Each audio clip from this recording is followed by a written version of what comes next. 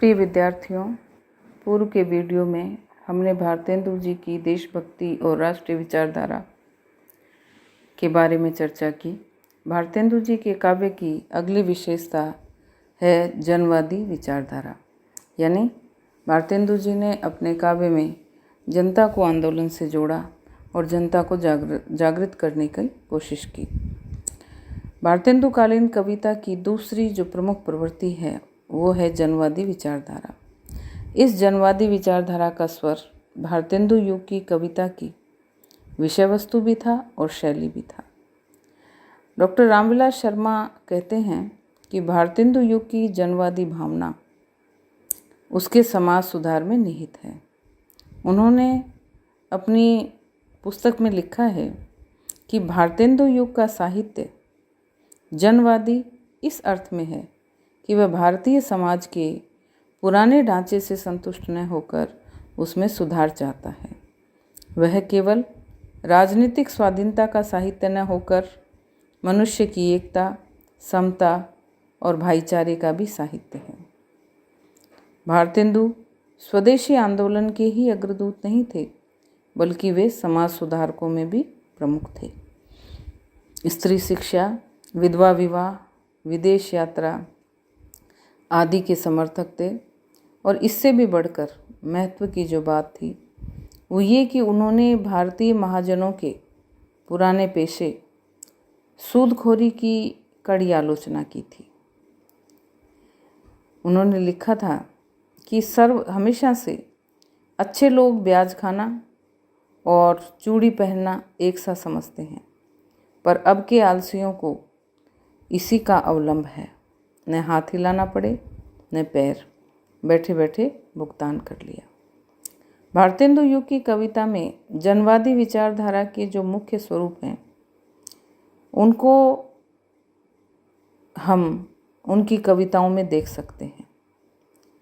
उनकी जो रचना है बफरते माल बनिया में उन्होंने प्रगतिशील जनवादी प्रवृत्ति को मुखरित किया है। वे लिखते हैं, लाला की भैंसी शीर निचोवत में शासी, जब दूध ओहमा मिल गया है कि भैया जो है सो है, भैया जो है सो है, ये जनवाणी है। भारतेंदु का इस संबंध में मूल मंत्र ये था कि निज भाषा उन्नति आहे, सब उन्नति को मूल।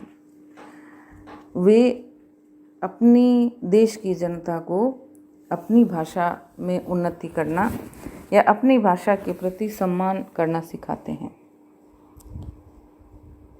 का भवा आवा है ए राम जमाना कैसा, कैसी मेहरारू है ई हाय जमाना कैसा।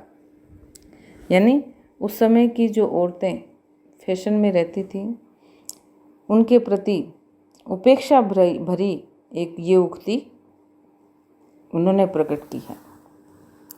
भारतेंदु की कविता में तत्कालीन समाज की दशा, विदेशी सभ्यता का संकट, पुराने रोजगार और सराफी हुंडी के बहिष्कार का चित्रण देखने को मिलता है।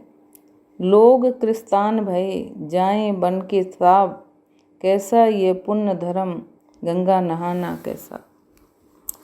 यानी उस समय भाषा उतनी परिष्कृत नहीं थी, क्योंकि जो हिंदी भाषा है उसका प्रारंभ ही हुआ था, तो परिष्कृत नहीं थी, व्याकरण सम्मत नहीं थी। लेकिन इसका मार्ग प्रशस्त भारतेंदु जी ने ही किया था।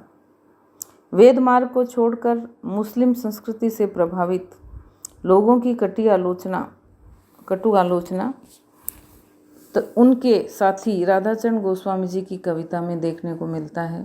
वो कहते हैं, यज्ञ याग सब मेट, पेट भरन में चातुर, पितर पिंड नहीं देत, यवन सेवा में आतुर, पढ़े जन्मते फारसी, छोड़ वेद मार्ग दियो, हा हा हा विधिवाम ने सर्वनाश भारत को किया। इन कविताओं में कवियों की पीड़ा देखने को मिलती है। भारत में सिर्फ राजनीतिक चेतना ही नहीं, बल्कि सामाजिक स्वरूप जो अंग्रेजों और मुसलमानों के सानिध्य से भारतीय संस्कृति का ह्रास हो रहा था, उसके प्रति भी कवियों की चिंता थी। और इन कविताओं में जहाँ वो सामाजिक अव्यवस्था की ओर लोगों का ध्यान आकृष्ट कर रहे हैं, उन कवियों की पीड़ा स्पष्ट दिखाई देती है। भारतेंदु जी के युग में भी दो विचारधाराएं स्पष्ट दिखाई देती थी, एक तो पुराणवादी परंपरा के समर्थकों की और दूसरी आधुनिक व्यापक दृष्टि वालों की। भारतेंदु जी ने प्राय मध्यम वर्ग का अवलंबन किया है। तत्कालीन धार्मिक क्षेत्र की क्रांति को इस युग के कवियों ने वाणी दी। भारतेंदु ने सामाजिक दोषों, रूढ़ियों, कुरीतियों का घोर विरोध किया। उन्होंने धर्म के नाम पर होने वाले ढोंग की पोल खोल दी। छुआछूत के अशुभ प्रचार का भी शोभ भरा संकेत भारतेंदु जी की कविता में मिलता है।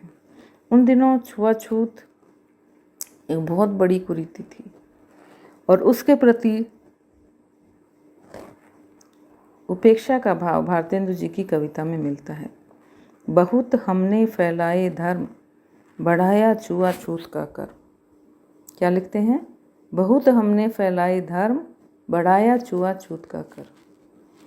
यहाँ भारतेंदु जी मानवतावाद के पोषक नजर आते हैं।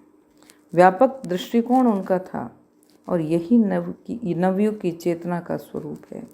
यानी जो तत्कालीन कुरीतियाँ हैं, तत्कालीन अव्यवस्थाएं हैं, उनका विरोध करके नए सुधार का बिगुल फूंकना, यही नवयुग की चेतना का स्वरूप था। इसी को जनवादी विचारधारा के नाम से पुकारा जा सकता है। प्रताप नारायण मिश्र भी स्त्रियों की दशा के पक्षपाती थे, बाल विवाह के विरोधी और विधवाओं के दुख से क्षुब्ध। उनकी कविता में कहा गया है, निज धर्म भली विधि जाने, निज गौरव पहचाने, स्त्री गण को विद्या देवें, खरी पवित्रता यश लेवें। यानी स्त्रियों के प्रति कितना सम्मान का भाव कि उस काल में स्त्रियों को शिक्षित होने के प्रति इन कवियों ने लोगों को जागृत किया है। स्त्री गण को विद्या देवें, यानी स्त्रियां पढ़ी लिखी होनी चाहिए, स्त्रियां विद्या ग्रहण करें। इस तरह के सुंदर विचार सामाजिक सरोकार से युक्त जनवादी विचारधारा भारतेंदु काल में देखने को मिलती है। आर्य समाज की जो धार्मिक क्रांति थी वो भी इस युग में हुई थी और उसका स्वर भी भारतेंदु युग की कविता में पूर्ण रूप से दिखाई देता है। यानी दुरंगी विचारधारा का प्रभाव इस कवि युग में लक्षित होता है। इस स्थिति से उत्पन्न परिताप को भारतेंदु जी ने एक कजरी में बहुत सुंदर व्यक्त किया। भारतेंदु युग की इस मूल जनवादी धारा का एक विशेष जो स्वरूप है वह यह है कि इस विचारधारा के आधार पर उन्होंने यथार्थ अनुभूति की, यानी ये वास्तविक यथार्थवाद था। वो जो देखते थे वही लिखते थे। जीवित रहने वाले व्यक्तियों के चलते समाज के भीतर देखना और उस व्यक्ति के पूर्णत्व को प्रतिबिंबित करके लोक कल्याण की ओर ले जाने वाला ये जो मार्ग था, यही यथार्थवाद था और यही यथार्थवाद भारतेंदु जी के काव्य में प्रकट हो रहा था। डॉक्टर रांगे राघव ने जनवादी विचारधारा से उत्पन्न जो मानवतावाद है उसकी पृष्ठभूमि को स्पष्ट किया है।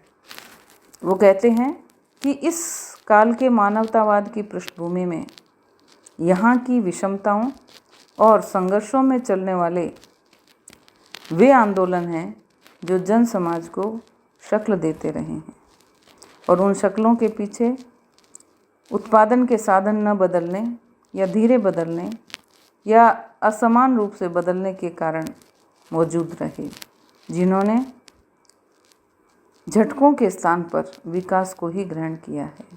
कहने का तात्पर्य यह है कि जनवादी विचारधारा का प्रादुर्भाव और विकास सांस्कृतिक संघर्ष से हुआ और यह समाज की शक्ल को आवाज़ देता रहा।